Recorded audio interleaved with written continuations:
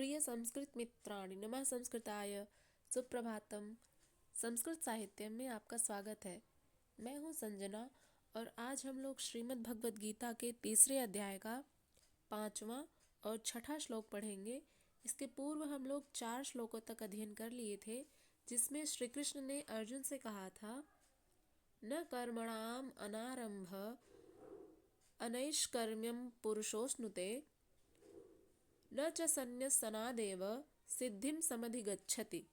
अर्थात मनुष्य का न तो कर्मों का आरंभ किए बिना निष्कर्मता को यानी योग निष्ठा को प्राप्त होता है और न कर्मों के केवल त्याग मात्र से सिद्धि यानी सांख्य निष्ठा को ही प्राप्त होता है।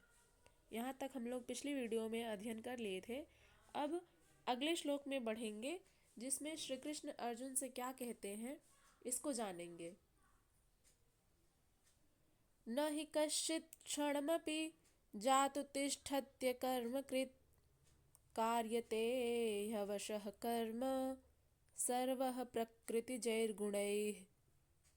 अर्थात श्री कृष्ण अर्जुन से कहते हैं, न ही माने क्योंकि, न अर्थात नहीं, कश्चित अर्थात कोई, क्षणम अर्थात क्षण मात्र, अपि माने भी, जातु अर्थात किसी भी काल में, तिष्ठति अर्थात रहता है, कर्म तिष्ठति अकर्मकृत, इसका जो संधि विच्छेद करेंगे तो तिष्ठत्य कर्मकृत जो है, तिष्ठति धन अकर्मकृत, तिष्ठति अर्थात रहता है, अकर्मकृत अर्थात बिना कर्म किए, कार्यते अर्थात करने के लिए बाध्य, ह्यवशः अर्थात परवश, कर्म अर्थात जो कर्म होता है, कार्य होता है हमारा, वह सर्वः अर्थात सभी, प्रकृतिजैर्गुणैः,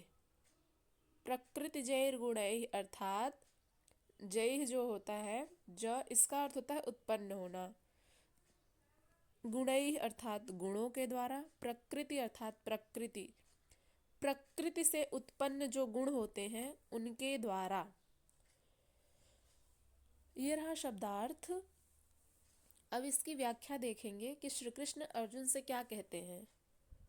श्री कृष्ण अर्जुन से कहते हैं, निस्संदेह कोई भी मनुष्य किसी भी काल में क्षण मात्र भी बिना कर्म किए नहीं रहता, क्योंकि सारा मनुष्य समुदाय जो है प्रकृति जनित गुणों द्वारा परवश हुआ कर्म करता है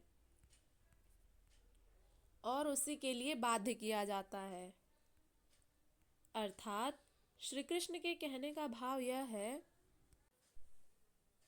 कि निस्संदेह कोई भी मनुष्य किसी भी काल में क्षण मात्र भी बिना कर्म किए नहीं रहता। अर्थात कोई भी समय हो, मनुष्य कोई न कोई कार्य अवश्य ही करता रहता है। बिना कर्म के किसी भी काल में मनुष्य नहीं रहता। कार्यते ह्यवशः कर्म सर्वः प्रकृतिजैर्गुणैः, क्योंकि सारा मनुष्य समुदाय जो है वह प्रकृति द्वारा उत्पन्न गुणों द्वारा परवश हुआ कर्म करने के लिए बाध्य किया जाता है। अर्थात जो प्रकृति है हमारी, उसके द्वारा जो उत्पन्न गुण है उसके अधीन हुआ, परवश अर्थात उसके अधीन हुआ करने के लिए कार्य मनुष्य बाध्य होता है।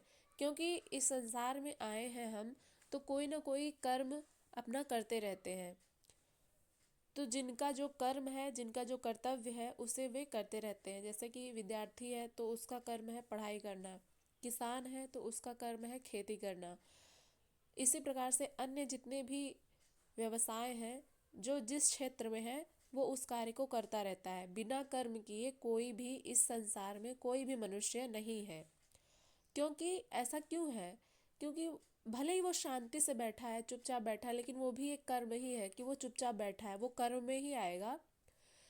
तो इसी को कहते हैं श्री कृष्ण कि इसमें कोई भी संदेह नहीं है कि कोई भी मनुष्य किसी भी काल में क्षण मात्र भी बिना कर्म किए नहीं रहता। अर्थात इस बात में कोई भी संदेह नहीं है कि कोई मनुष्य बिना कर्म किए नहीं रहता है। अर्थात प्रत्येक मनुष्य अपना कर्तव्य करते रहते हैं। ऐसा क्यों होता है? क्योंकि सारा मनुष्य समुदाय जो है वो प्रकृति द्वारा उत्पन्न जो गुण है उसके अधीन हुआ कर्तव्य करने के लिए बाध्य किया जाता है।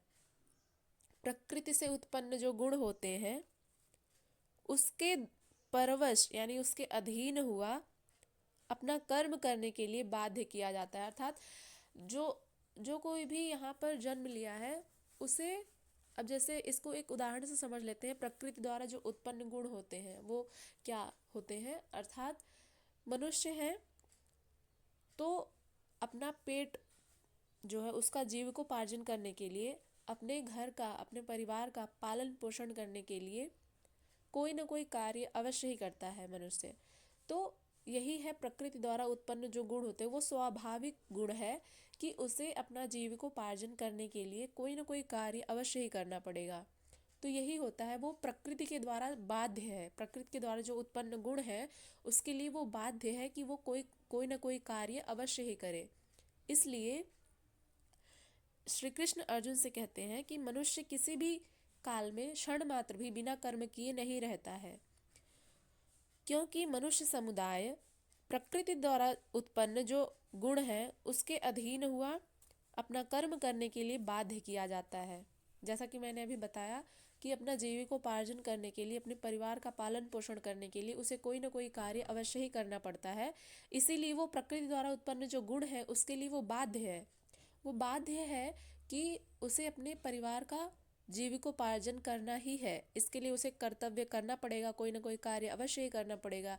तो यही है, वो बाध्य है। जब जन्म ले लिया है तो अपना जो जीवन है उसको चलाने के लिए कुछ तो कार्य अवश्य ही करना पड़ेगा, जिससे धन आएगा और उससे उनका जीविकोपार्जन चलता है। अब अगले श्लोक में हम बढ़ेंगे जिसमें श्री कृष्ण अर्जुन से क्या कहते हैं उसको जानते हैं। अगले श्लोक में, अगला श्लोक है 6। कर्मेन्द्रियाणि संयम्य य आस्ते मनसा स्मरन् इंद्रियार्थान् विमूढात्मा मिथ्याचारः स उच्यते। कर्मेन्द्रियाणि संयम्य य आस्ते मनसा स्मरन् इंद्रियार्थान् विमूढात्मा मिथ्याचारः स उच्यते। अर्थात श्री कृष्ण अर्जुन से कहते हैं कर्मेंद्रियाणि अर्थात कर्मेंद्रियों को संयम्य अर्थात संयमित करके, उसको वश में करके, यह माने जो, आस्ते अर्थात रहता है, मनसा इसमें तृतीया विभक्ति है, मनसा अर्थात मन से, स्मरण अर्थात चिंतन करता हुआ, इंद्रियार्थान अर्थात इंद्रियों के विषयों को, अर्थ यानी विषय होते हैं, इंद्रिया अर्थात जो इंद्रियां होती हैं, अर्थान अर्थात विषयों को, तो इंद्रियार्थान का अर्थ हुआ इंद्रियों के विषयों को, विमूढ़ात्मा, विमूढ़ात्मा अर्थात जो विमूढ़ जीवात्मा होती है उसे कहते हैं मिथ्याचारः अर्थात जो मिथ्याचार करते हैं, जो दंभी होते हैं, स माने वह, उच्यते अर्थात कहा जाता है। ये रहा शब्दार्थ। अब इसकी व्याख्या देखते हैं कि श्री कृष्ण अर्जुन से क्या कहना चाह रहे हैं।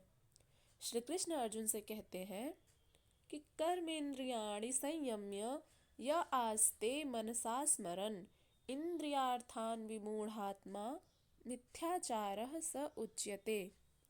अर्थात यह माने जो, यह विमूढ़ात्मा जो मूढ़ बुद्धि मनुष्य, जो मूढ़ बुद्धि जीवात्मा समस्त इंद्रियों को हठपूर्वक ऊपर से रोककर मन से उन इंद्रियों के विषयों का चिंतन करता रहता है, वह मिथ्याचारी अर्थात दंभी कहा जाता है।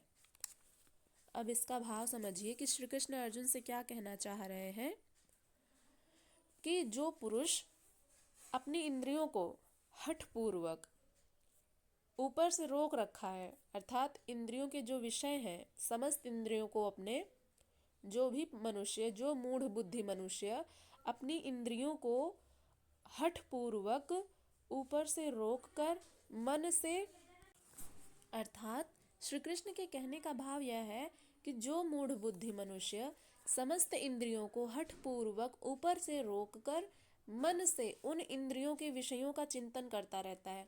अब इंद्रिय के विषय क्या होते हैं इसको हमने द्वितीय अध्याय में जान लिया था, फिर भी यहाँ पर आ गया है तो हम बता देते हैं कि जो इंद्रिय के विषय होते हैं, जैसे हमारी इंद्रियां होती हैं, वैसे तो हमारी 11 इंद्रियां होती हैं, लेकिन सरल भाषा में, या फिर सरल भाषा क्या, जैसे कि सभी लोग साधारणतः समझते हैं कि 5 इंद्रियां होती हैं। 5 तो मुख्य होती है जिसको सब लोग जानते हैं, वो होती है आँख, कान, नाक, जीभ और त्वचा।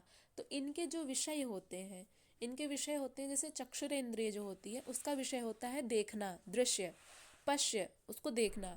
कर्णेंद्रिय जो होती है उसका विषय होता है कि सुनना। जो हमारी त्वग इंद्रिय होती है यानी जो त्वचा होती है उसका जो विषय होता है स्पर्श होता है। इसी प्रकार से हमारे जो अन्य इंद्रियां हैं उनके भी अन्य अन्य विषय होते हैं। तो यही होता है इंद्रियों का विषय। तो जो मूढ़ बुद्धि आत्मा समस्त इंद्रियों को हठपूर्वक ऊपर से तो रोक रखा है कि नहीं, ये इंद्रियों के विषय में आसक्त नहीं होना है, ऊपर ऊपर से उसने मतलब इंद्रियों के विषय में आसक्त नहीं होता है, लेकिन मन ही मन। अब दो तरह से व्यक्ति चिंतन करता है। एक तो होता है कि ऊपर से जो वो चिंतन करता है उसको वो करता भी है, जो वो सोच रहा है उसे वो कर भी रहा है, एक तो ये कर्म हो गया। और दूसरा होता है कि वो कर नहीं रहा है लेकिन मन ही मन उसको सोच रहा है। तो इंद्रियों के विषय अर्थात जैसे कि किसी को मिठाई खाने का मन हुआ तो वो ऊपर से तो रोक रखा है अपने इंद्रियों को कि नहीं खाना है, लेकिन मन ही मन वो उसका आस्वादन कर रहा है उस मिठाई का कि हाँ मुझे खाना है, उसका चिंतन बार बार चल रहा है उसके मन में। तो ऐसे मनुष्य को श्री कृष्ण ने क्या कहा है, मिथ्याचारी कहा है। ऐसे मनुष्य क्या होते हैं, मिथ्याचारी, जो अपने इंद्रियों को ऊपर से तो रोक रखे हैं लेकिन मन ही मन उस इंद्रिय के विषय को चिंतन करता रहता है। ऐसे मनुष्य मिथ्याचारी या दंभी कहे जाते हैं। आशा करते हैं कि आप लोगों को अच्छे से समझ में आ गया होगा।